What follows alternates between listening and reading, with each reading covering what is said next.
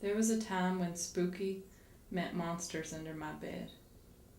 Then I got older, and I saw a monster, and it was human, and it had a heart, and it was passionate, and it was full of love.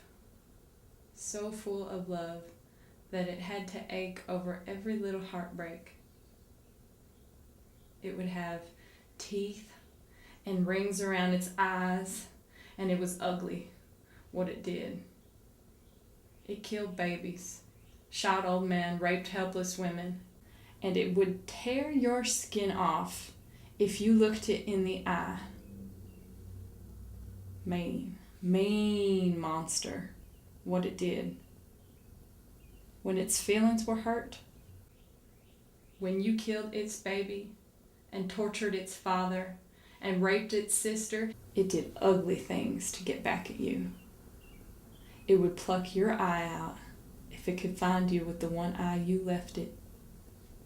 Eye for an eye. A one-eyed monster it was. It lives down the street, around the corner, over the hill, across the way. Better look both ways. If you heard it, best you find a God and pray for forgiveness. I travel the world rescuing one-eyed monsters. I feed them, rock them, hold them, put them to bed. Refugees. I take refugees back home.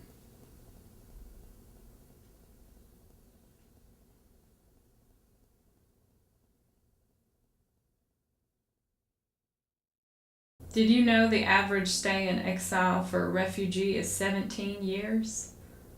Man, that's a sentence, and most times with no toilet or running water. So when you get to take them home, wow, it is joy at its most terrible. So I take them home, the mother, daughter, and son. Doesn't matter what country, it's Africa and it's typical. My job is reuniting them with family. So by the time I take them home, I want to have rounded up all the missed, missing, and misplaced. This particular family, the mother, daughter, and son. The father and other son died to get them out. So when we get there, she ain't got no right to hold property, so the house, if you could call it that, is inhabited by another family that was told it was theirs. And all that confusion. Remember the one-eyed monster? Well, most trouble begins when boundaries are changed, maps are redrawn, and somebody goes back and forth telling you your property house is theirs. So we have to negotiate and negotiate.